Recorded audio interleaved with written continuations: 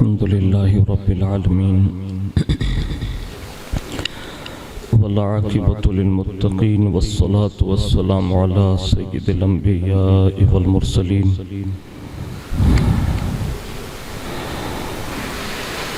وعلى آله وأصحابه وأزواجه وذرياته وأهل بيته وابنه الغوث الأعظم الجيلاني ومعين الملة والدين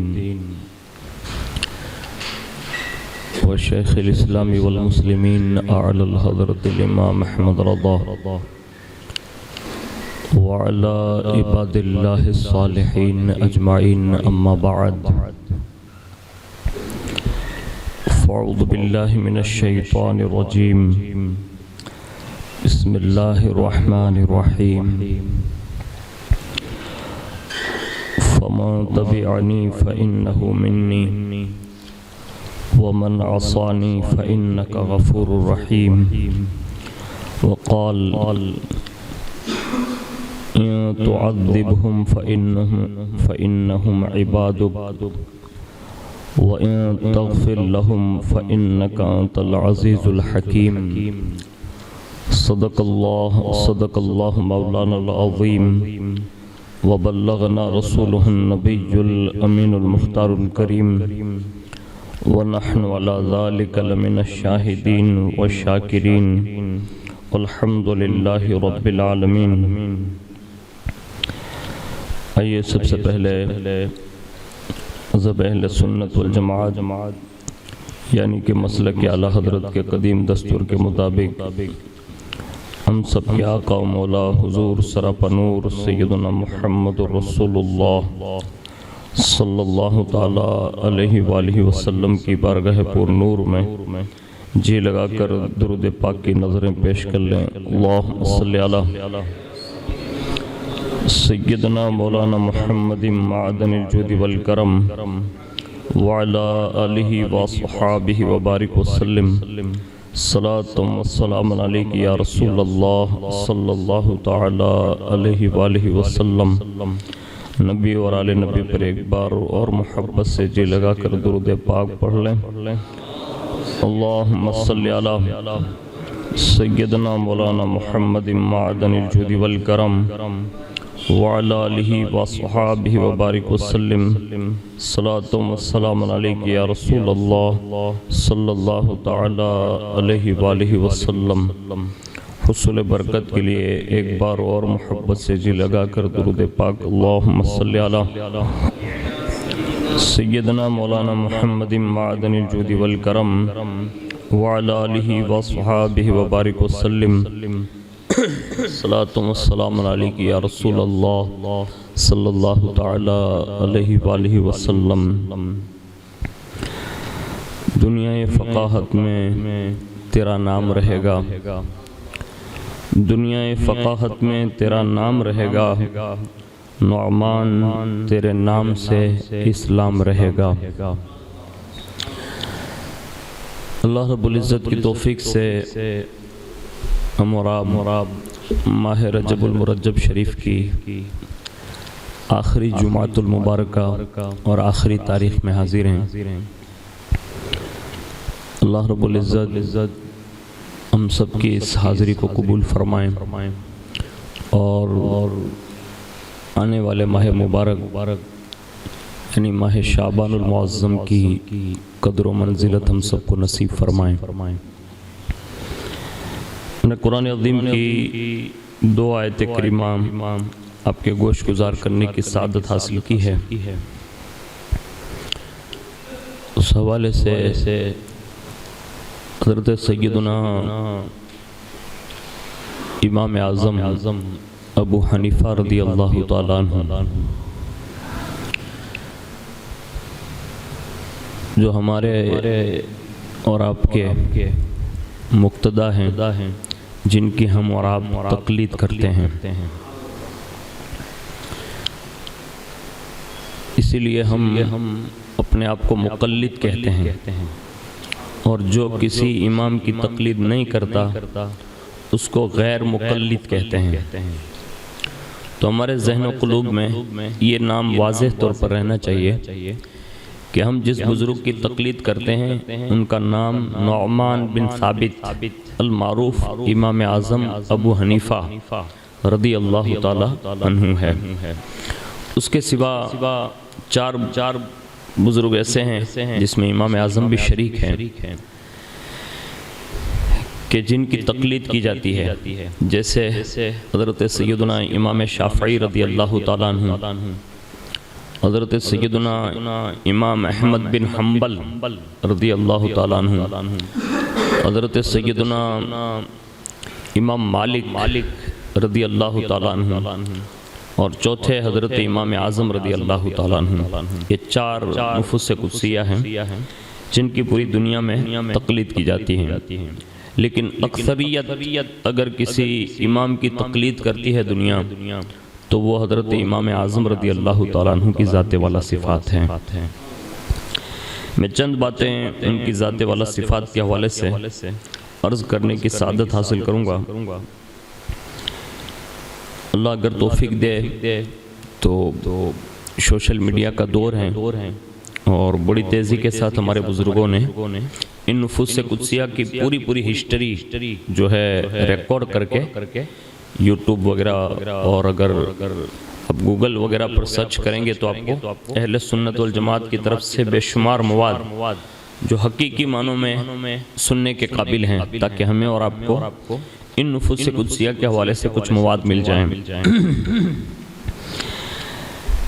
اب کا تعارف یہ ہے کہ سراج الامہ امام الائمہ حضرت سیدنا امام اعظم ابو حنیفہ رضی اللہ تعالیٰ عنہ کا پورا نام ابو حنیفہ نعمان بن ثابت بن زوطی ہیں۔ آپ رضی اللہ تعالیٰ عنہ سن ہجری 80 انبار میں پیدا ہوئے اور سن ہجری 150 میں اب کا دنیا سے وصال ہوا، اور ایک روایت کے مطابق 70 سال کی عمر شریف آپ نے پائی۔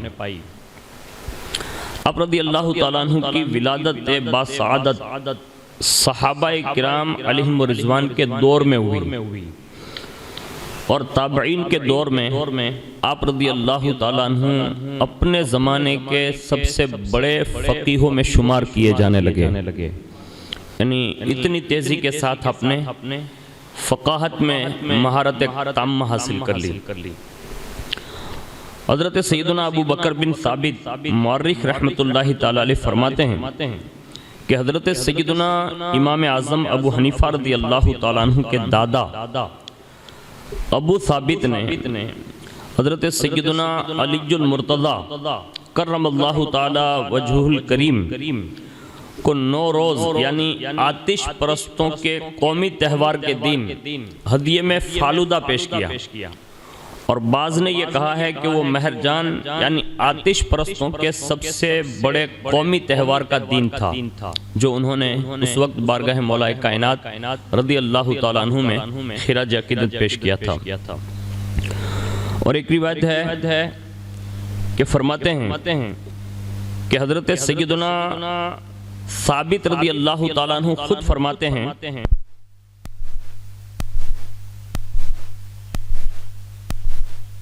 دن ہمارے لیے دعا فرمائی،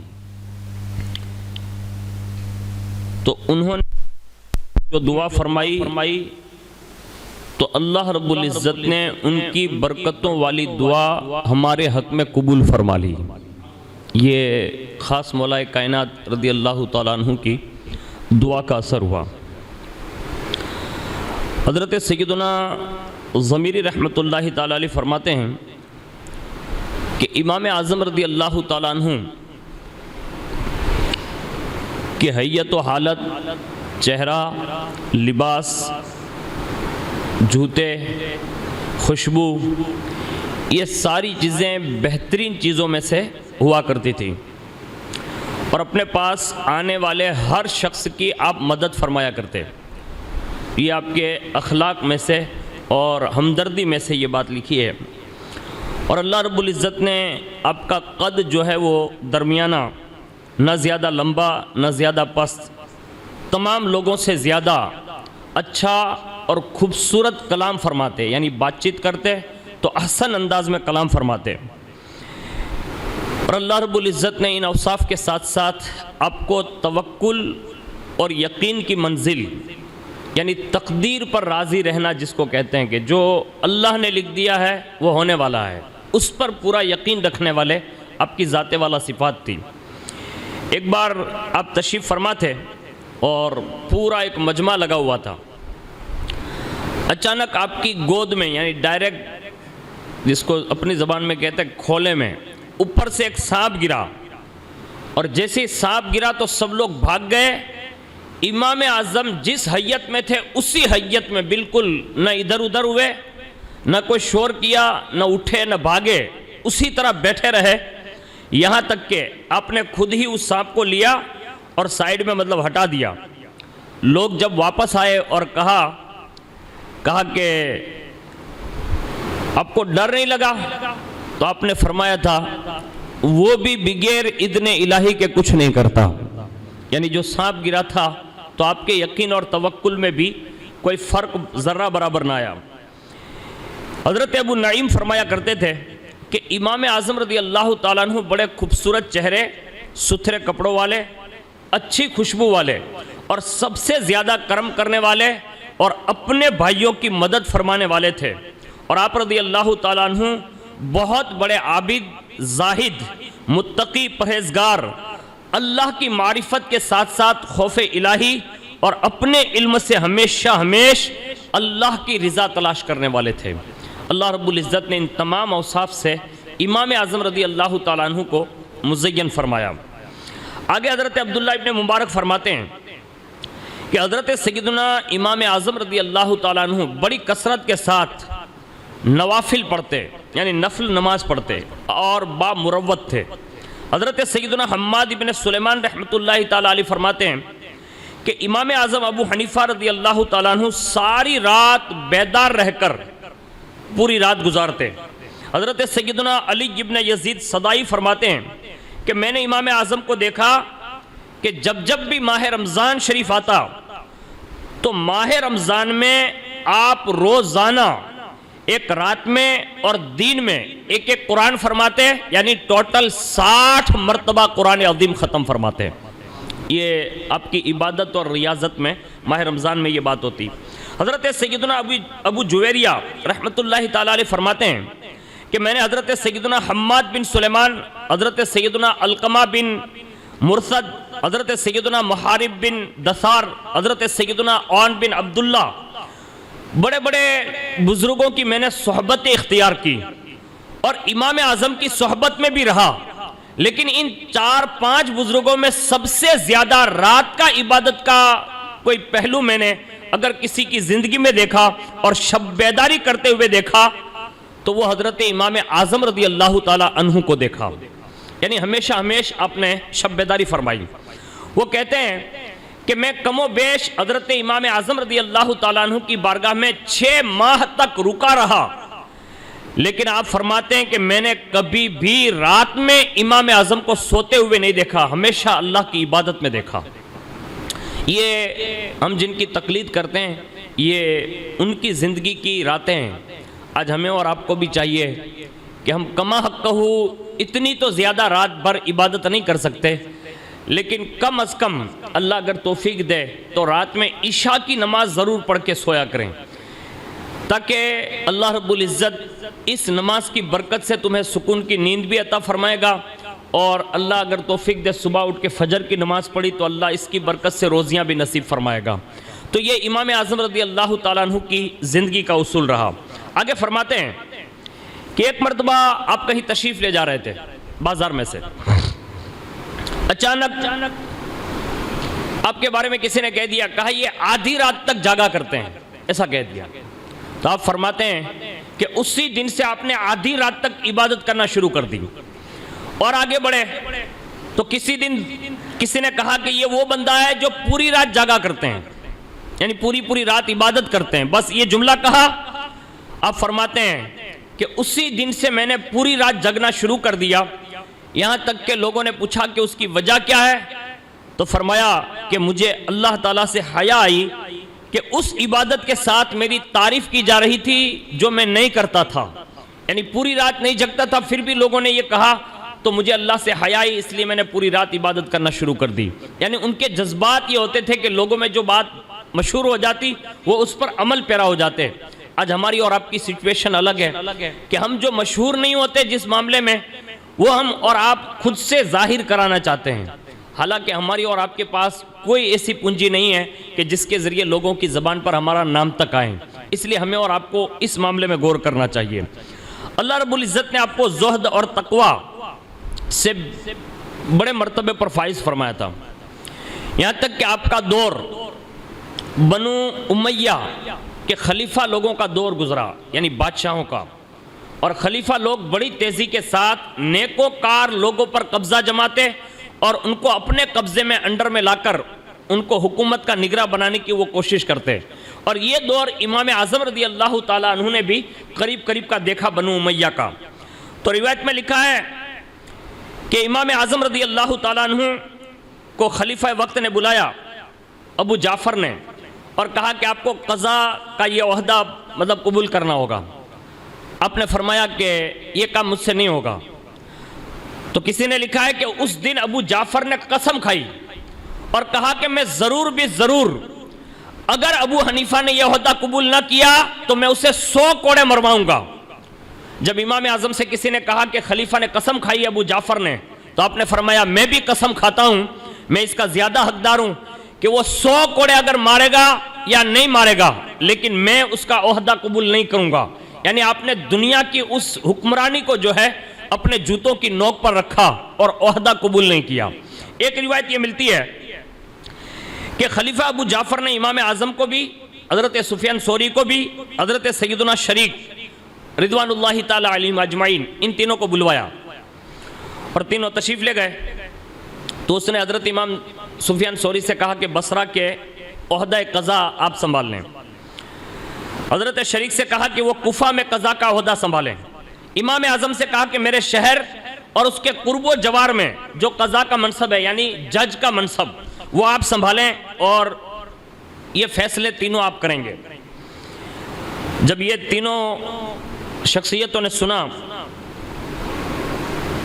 تو آپ فرماتے ہیں کہ اسی وقت سفیان ثوری جو تھے وہ یمن کی طرف نکل گئے، اور جو حضرت شریک تھے انہوں نے خلیفہ کے اس زور پر وہاں کی حکمرانی لے لی، یعنی قاضی بن گئے۔ اور رہی میری بات تو امام اعظم فرماتے ہیں کہ میرے ساتھ میں ایک بندہ جو دربان تھا، اس کو کر دیا گیا تھا کہ یہ منع کرے نہ تو پھر ان کے ساتھ ایسا سلوک کرنا۔ وہ فرماتے ہیں کہ جیسے ہی مجھے یہ بات کہی گئی نا، کہا آپ یہ عہدہ قبول فرما لیں، میں نے کہا میں یہ عہدہ قبول نہیں کرتا، یعنی قاضی نہیں بنتا، جج نہیں بنتا۔ تو کہا آپ کو 100 کوڑے مارے جائیں گے۔ آپ نے فرمایا 100 کوڑے کھانا تو برداشت کر سکتا ہوں، قید میں رہنا تو برداشت کر سکتا ہوں، لیکن یہ عہدہ نہیں سنبھال سکتا۔ اور جیسے آپ کے ساتھ یہ کیا گیا، باقاعدہ 100 کوڑے لگائے گئے اور آپ کو جیل کے اندر رکھ دیا گیا، اور باقاعدہ آخری ایام آپ کی زندگی کے اسی جیل میں رہ کر آپ نے بتائے۔ لیکن یاد رکھیں کہ جیل میں ہوتے ہوئے بھی اللہ رب العزت نے آپ کو یہ یقین کی منزل پر فائز فرمایا تھا، توکل کی منزل پر فائز فرمایا تھا کہ جیل میں رہتے ہوئے بھی کبھی کسی خلیفہ کے سامنے اپنی گردن نہیں جھکائی، بلکہ جب بھی گردن جھکائی ہے تو اپنے رب کی بارگاہ میں جھکائی ہے۔ یعنی اتنی استقامت کے ساتھ اپنے مصیبتیں جیلی اور مصائب و آلام کے پہاڑ جیلے، اس کے باوجود بھی آپ نے عبادت اور ریاضت کا پہلو کبھی نہیں چھوڑا۔ اسی ماہ، آنے والے ماہ مبارک کی 2 تاریخ یعنی 2 شعبان المعظم، یہ حضرت امام اعظم رضی اللہ تعالیٰ عنہ کی یہ وصال کا دین ہے، جو جیل کے اندر آپ کا وصال ہوا، اور اس کی 2 وجہ بیان کی جاتی ہیں۔ ایک تو یہ قید خانے کی صحبتیں اور 100 کوڑے کی وجہ سے، اور اس کے ساتھ ساتھ میں آپ کو زہر دیا گیا، یہ ایک روایت ملتی ہے۔ اور ایک سبب یہ بنا کہ اس زمانے میں ایک بزرگ تھے جو خاندان اہل بیت اطہار سے تھے، انہوں نے خلیفہ کے سامنے جو ہے اعلان کر دیا تھا کلمت الحق کا، تو ان کی فیور میں امام اعظم نے فتویٰ دیا تھا، اس لیے آپ کو جبراً قید کر دیا گیا۔ یعنی ایک رسول اللہ کے بیٹے کی محبت میں آپ کو جیل خانے بھجوایا گیا اور آپ کو کوڑے لگوائے گئے۔ آپ نے یہ ساری چیزیں اپنی زندگی میں برداشت کی، لیکن یہ مختصر سی زندگی میں آپ نے پوری دنیا کو یہ باور کرایا کہ اگر کوئی بزنس مین ہوتے ہوئے یعنی تاجر رہتے ہوئے سب سے بڑا فقیہ بن سکتا ہے تو وہ کوفہ کی سرزمین پر امام اعظم بن سکتے ہیں. یعنی خود ہی تاجر تھے, بزنس مین تھے, اور اتنے بڑے بزنس مین تھے کہ کوفہ کا ایک طرف پورا مال یعنی تاجروں کا آتا, تنے تنہا امام اعظم کا ان سب کے مد مقابل اکیلے تنہا کا آتا. اتنے بڑے تاجر یعنی مالدار تھے, اب کوئی مطلب وہ نہیں تھے.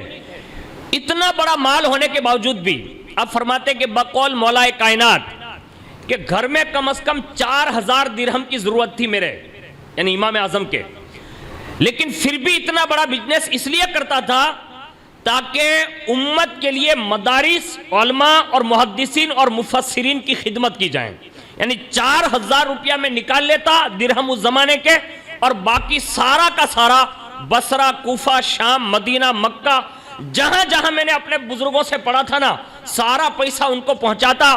وہ لوگ حیرت سے کہتے ابو حنیفہ اتنے بڑے بڑے تحفے بھیج رہے ہو, تو خود سے کہتے میں اپنا تھوڑا بھیج رہا ہوں, تمہارے حصے کا رزق اللہ مجھے دے دیتا ہے تو میں وہی رزق پہنچا رہا ہوں. یعنی اتنے بڑے تاجر تھے کہ جن سے پڑھانا, اور کتنے لوگوں سے پڑھا معلوم ہے آپ؟ اگر کوئی آپ کو پوچھ لینا, آپ اتنے بڑے سارے لوگ بیٹھے ہیں, میں آپ سے پوچھوں کہ آپ کا کوئی استاد ہے, تو ہو سکتا ہے آپ میں سے کوئی کھڑا ہو کہ اتنا کہتے آئی کہ ہوں علیمیہ بابو پائیں پڑھے جن, محمد صفی بابو پائیں پڑھے جن, مولانا اپنے ہوں نمجے سید محمد بابو پائیں پڑھے جن, مولانا نسیم اشرفی پائیں, مولانا سجاد پائیں, بس این تھی اگر 000 این تھی پاچھال تھے کہ 000 کوئی نہیں پائیں گیاد نہیں. امام اعظم 17-18 سال کی عمر میں اس میدان میں آئے اور بڑے تاجر تھے ماں باپ کی وجہ سے. 4000 استادوں سے پڑھا انہوں نے. یہ 4000 بولنا بڑا آسان ہے, 4000 استاد لوگوں سے پڑھا, اور اتنے سارے استادوں کے لیے خدمت کیسی کرتے تھے معلوم ہے؟ آج تو ہمارے یہاں تو امام صاحب کا چندہ ہوئے یا مؤذن صاحب کا ہوئے نا, تو بڑھنا گڑا آئینہ نے حساب کر لے کہ 200 روپیہ مولانا نا, 200 روپیہ بانگی صاحب نا, 100 روپیہ اولی اپنے ہوں کہ روشنی نا, آئینہ نے 500 روپیہ بس پورو. یہ ہر جگہ ہو رہا ہے. یہ کس کے لیے ہو رہا ہے؟ خالی مسجد کے لیے, مدرسے کے لیے. لیکن قدرت مار بھی اتنا مارتی ہے. یہاں کنجوسی کی نا مسجد میں, یعنی تھوڑی سی بخیلی کی. اب قدرت نے مار کتنا مارا, جو 5000 میں سے 500 یہاں دے کے گیا, دوسرے 4500 لے کے گیا نا, قدرت نے کسی دواخانے میں بھٹکا دیا. 4000 نہیں بھیا گیا. کا تو کو کالو کوٹ والو بھٹکائی گયો, کا خاکی والو بھٹکائی گયો, کوئی نہ ملے تو کاٹلا والو بھٹکائی گયો. فون کریں کیدھું 5000 دی جاجے, 5000 نیا دیے وہ اینی کرتا مولانا دیتا ہو تو بیچارہ نے. یہ لوگ نہیں کر رہے ہیں. آج دنیا دیکھ رہی ہے نا. آج ہمارے یہاں عام سا مزدور, جس کو میں اپنی زبان میں کہوں مجھے حیا آتی ہے, ہمارے یہاں کا بھنگی بھی ہے نا, بھنگی جو لوگوں کی نجاستیں صاف کرتا ہے, اس کی تنخواہیں اس دور میں اچھی ہوگی. آج ہماری قوم کے اماموں کی تنخواہیں گری ہوئی ہے. اور اگر کہیں کوئی امام صاحب شور مچا دینا کہ بھائی ہماری تنخواہ بڑھا دو, تو لوگ کہتے ہیں مولانا تو بیجا بدلی شکائے پر تنخواہ نو بدلا بھی ہے, تنخواہ تو وہی رہے گی. یہ ہماری کمزوری ہو گئی. اس کی وجہ سے آج ہماری امت میں کوئی پڑھنے کے لیے تیار نہیں ہے. اللہ کرے کہ اللہ آپ مالداروں کو یہ توفیق دے دے کہ آپ کے بچے اگر پڑھتے سیکھ جائیں نا, تو آپ مالدار تو ہے ہی, اب آپ کے بچے کو امامت میں پیسوں کی ضرورت نہیں ہوگی, آپ کا مال ہی کام آ جائے گا. لیکن آج کوئی مالدار پڑھانے کے لیے تیار نہیں ہے. لیکن یاد رکھیں, آپ اگر مالدار نہیں پڑھاتے ہیں تو دین ایسا کورا رہ نہیں جائے گا. اللہ کسی نہ کسی غریب کو ہی کھڑا کر لے گا, اور اس کے ذریعے بھی دین کو قیامت تک زندہ رکھے گا. لیکن رکھے گا ضرور. یہ امام اعظم کی شان تھی, اور اللہ نے بڑا رسوخ عطا فرمایا تھا.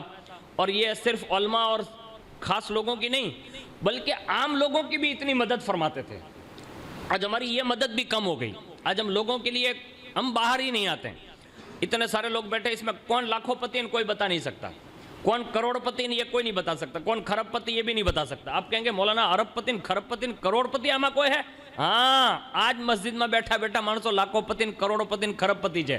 باہر نکلے نے تو فقیر جیوا کپڑا پہری نکلے. فقیر لوگ غلط نہ لگائیں, میں آپ کی بات نہیں کر رہا ہوں, دوسرے لوگوں کی بات کر رہا ہوں. یعنی باہر نکلے تو ایسا لگتا ہے کہ ان کے پاس کچھ ہے ہی نہیں, حالانکہ وہ خرب پتی ہوتا ہے. اللہ نے بہت کچھ دیا لیکن وہ چھپا رہا ہے. چھپائیے نہیں. مال اللہ کی راہ میں خرچ کرنے کی بات آئے نا, تو اپنے بھائیوں کی مدد کریں. امام اعظم کی عادت یہ تھی, کہ اپنے پاس اٹھنے بیٹھنے والے بندے کی بھی مدد فرماتے. یہاں تک کہ ایک بندہ آیا نا تو بیٹھا تھا, سب جانے لگے, وہ بھی جانے لگا تو کہا رک, اس کو روکا. پھر جب سب چلے گئے تو اس کو کہا ادھر آ, میرا مصلح اٹھا. اس نے مصلح اٹھایا, اندر سے درہم و دنانیر نکلے, یعنی سونے اور چاندی کے سکے. فرمایا اس کو اٹھا لے جا. کہا کیوں؟ کہا تجھے حاجت ہے. کہا آپ نے کیسے پتہ لگایا؟ کہا تیرے لباس سے, یعنی تیرا کپڑا ہی ہوا تھا. تو کہا نہیں حضرت مجھے اس کی ضرورت نہیں ہے. تو کہا کیا رسول اللہ کی حدیث تو نے نہیں سنی کہ اللہ اپنے بندوں کے لیے اس کی نعمتوں کا فراخ چاہتا ہے, یعنی دیکھنا چاہتا ہے کہ اللہ نے جو تجھے نعمتیں دی ہے تو اس کا اظہار کر. تو یہ پھٹے پرانے کپڑے پہن کے کیا گیا؟ کل سے میری یہاں آنا نا تو اچھے کپڑے پہن کے آنا, تاکہ کوئی تجھے غریب نہ سمجھ لیں. آج ہمارے یہاں یہی حال ہے کہ مالدار اس لیے اچھے کپڑے نہیں پہن رہا ہے کہ بھائی کوئی نہ خبر نہ پڑی جائے گا مالدار چھے. اسی طرح امام اعظم کے یہاں کوئی حیادار بھی آتا نا تو اس کا بھی پردہ رکھتے. ایک مرتبہ ایک بندہ آیا, بڑا خوددار تھا. خوددار یہ تھا کہ وہ کسی سے مانگ نہیں سکتا تھا. بیوی نے کہا کہ اب کیا کریں گے؟ تو کہا ایک مجلس ایسی جانتا ہوں جہاں اپنے اور پرائے, یعنی باہر سے آنے جانے والوں کا بھی پردہ رکھا جاتا. کہا وہ کن کی مجلس ہے؟ کہا امام اعظم کی. وہ چلا گیا وہاں, بیٹھ گیا, سارا پس منظر دیکھا. امام اعظم نے سب کو جو بھی دینا تھا نا سخاوت کر دی. سب چلے گئے. یہ کہتا ہے کہ میں بھی ساتھ میں اٹھ کے نکل گیا, میں بول نہیں سکا. بس ابھی میں گھر سے باہر نکلا نا امام اعظم کی مجلس سے, تو فرماتے ہیں وہ کون, وہ بندے جو نکلے تھے, کہا میرے پیچھے پیچھے امام اعظم کا ایک بندہ میرے گھر تک آیا, اور جیسے میں نے گھر میں قدم رکھا نا تو قدم رکھتے میری بیوی نے پوچھا کیا ہوا؟ کہا میں مجلس میں تو اچھی گیا تھا, دینے والا بھی بڑا سخی تھا, یعنی سب کو دے ہی رہا تھا. تو کہا پھر؟ کہا میری حیا اور غیرت نے کام نہ کیا کہ میں ان سے کہہ سکوں, اس لیے میں نے کچھ کہا نہیں, ایسے ہی واپس آ گیا. امام اعظم کا وہ بندہ جو گیا تھا نا, اس نے کان لگا کر سن لیا کہ بیوی سے یہ جواب دیا. وہ واپس آیا اور کہا امام اعظم جس بندے کے پیچھے آپ نے بھیجا تھا نا وہ ضرورت مند ضرور تھا, حیا کی وجہ سے وہ آپ کو کہہ نہیں پایا. کہا کوئی بات نہیں. جب رات آئی 5,000 روپیہ ایک تھیلی میں ڈالے, اور امام اعظم رات کے آدھے پونے حصے میں سے دروازے پر دستک دی اور فرمایا, کہا تمہارے دروازے پر میں کچھ رکھ کر جا رہا ہوں, کھول لو اور لے لینا. یہ کہہ کر نکل گئے. اور جیسے وہ بندے نے باہر نکل کر دیکھا نا تو کوئی تھا نہیں, تھیلی پڑی تھی. اندر لے گیا, بیوی کے سامنے جیسے چراغ روشن کر کے کھولا نا تو اس میں 5,000 درہم تھے, اور اوپر ایک چھوٹی سی چٹھی میں لکھا تھا, کہا یہ تمہارے لیے ابو حنیفہ چھوڑ کر گیا ہے, اس کو واپس نہیں کرنا ہے, اپنی زندگی میں اس کو ضرور خرچ کرتے رہنا. یہ امام اعظم رضی اللہ تعالیٰ عنہ کا طریقہ کار رہا. آج ہماری اور آپ کی کمزوری ہو گئی کہ ہم امام اعظم سے دور اس لیے ہو گئے اور ان کے طریقے سے اس لیے دور ہو گئے کہ ہمیں صدیق اکبر جیسے بڑی شخصیت کے جشن میں آنے کا ٹائم نہیں ہے. غیر مسلم, کافر, مشرک, 2 نمبری دھندا والا اگر آپ کو بلائے نا, آپ کے سماج کو بلائے, آپ کی جماعت کو بلائیں, تو آپ سب جانے کے لیے تیار ہیں. صدیق اکبر کے جشن میں آپ کے پاس وقت نہیں ہے, نہ امام اعظم کے جشن میں آپ کے پاس وقت ہے. اب تو یہاں اونا کا نامچین پیر گوتتے ہیں کہ نامچین پیرو اس کے یہاں جائیں گے, گمنام پیرو اس کے یہاں نہیں جائیں گے, مالدار 2 نمبر کا دھندا کرتا ہو اس کے یہاں جائیں گے, 1 نمبر کا غریب مزدور محنت پسینہ ایک کر کے مجلس پڑھائے گا نا تو اس کے یہاں نہیں جائیں گے. اس کا مطلب صاف صاف ہے کہ ہم مخلص نہیں رہ گئے, 1 نمبر کے ہم مطلبی ہو گئے, اور ہم مطلب پرست لوگ ہیں. اس لیے نہ ہمیں امام اعظم کا پتہ ہے, نہ ہمیں صدیق اکبر کی صدیقیت کا پتہ ہے. لیکن قیامت کے دن اٹھو گے نا تو آخرکار امام اعظم کے ساتھ ہی آپ کو اٹھنا ہوگا. اللہ نہ کرے اگر امام اعظم نے کسی کا گریبان پکڑ لیا اور پوچھ لیا نا کہ میری تقلید کا نام تو لیتا تھا, بتا کبھی میرے نام سے کبھی فاتحہ بھی دلایا, اس دن تمہارا اور ہمارا چہرہ میرے خیال سے ہو سکتا ہے شرمندگی سے جھک جائیں. اس لیے آپ سے گزارش ہے, آج کی رات جو ہے نا وہ شعبان کی پہلی شب ہے, یعنی آج رات جو آئے گی نا وہ پہلی چاند رات, یہ چاند کی تاریخ کی سب سے پہلی رات ہے شعبان کی. دوسری رات ہے نا وہ آپ کے وصال کی رات ہے. اللہ اگر آپ کو توفیق دے, مسجد میں نہیں, آپ اپنے گھر پہ جو کھانا پکائیں نا وہیں فاتحہ دینا, تاکہ کم از کم میرے جیسے گنہگار اور مجرم کے لیے یہ پیغام تو امام اعظم تک جائیں کہ میں نے آپ کو کم از کم امام اعظم کی بارگاہ میں خراج پیش کرنے کے لیے ترغیب تو ضرور دلائی تھی. اللہ تعالیٰ مجھے آپ کو سب کو عمل کی توفیق عطا فرمائیں.